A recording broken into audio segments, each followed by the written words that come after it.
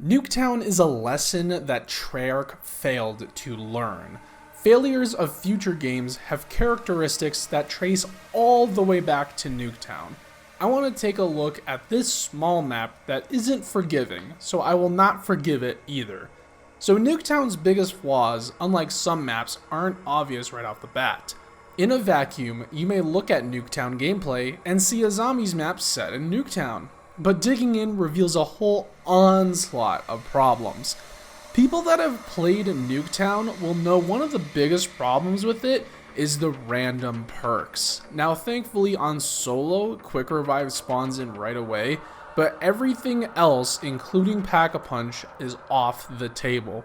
How it works is that every few rounds or so, a perk machine or the Pack-a-Punch will fall from the sky. While cool in theory, the problem with it is that you get essentials very, very late.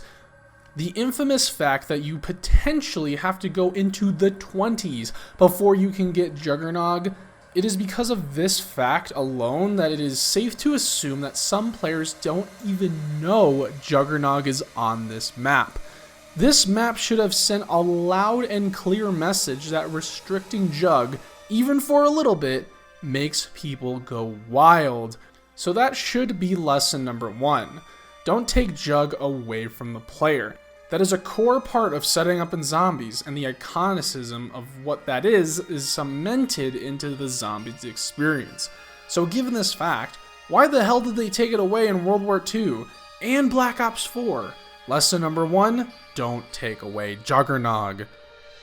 Now, Nuketown Zombies is obviously based off of the Black Ops 1 version of Nuketown, the multiplayer map that is. Well, this is cool, especially for 2012. I feel like this is the one and only time it should have happened. While better now, Onslaught has kind of the same situation where it's just a zombies on a multiplayer map. This is cool on paper, and it can be used for die-hard bootlicking fans to defend the game for its amount of content.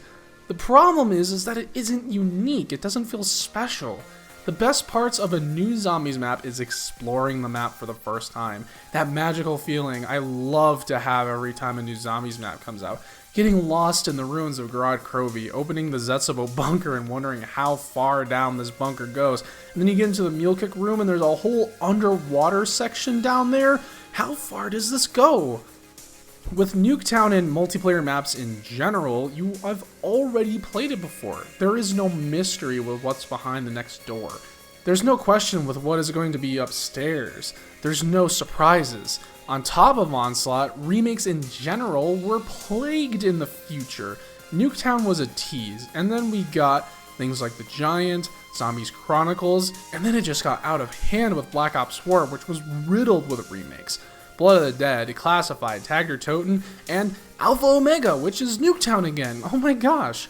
We have seen this stuff before, and we know what to expect. Lesson number 2, cool it with the remakes.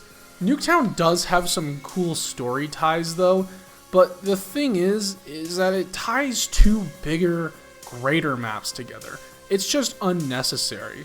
Like, imagine if there was a map between Zetsubo no Shima and Gregfps. Wait. But yeah, you get what I mean. What have you learned from Nuketown? What story beats do you know because of Nuketown?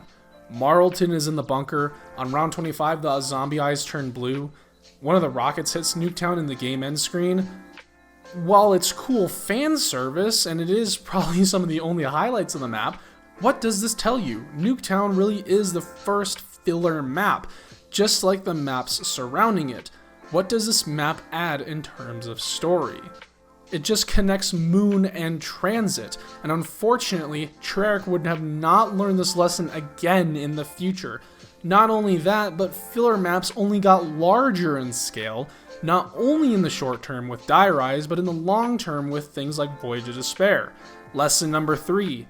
Don't waste a zombies map. I normally am used to going into more detail with these videos, but Nuketown just doesn't offer that much. I'm sure some people have good memories of 8-player Nuketown and stuff like that, but that was 9 years ago. You can't really get that anymore. This is the mark the map leaves on the game and the zombies mode in general. So for the TLDR of Nuketown, it's a pointless map with too much taken away from the player, with not enough control. People play zombies to get better at it, but with Nuketown, you simply cannot do that.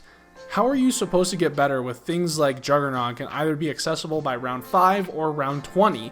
Unlike pretty much any other map, where if you get to round 9 in one game and then improve to getting into round 22 or beyond, that is obviously an improvement, but things like that can't happen on Nuketown.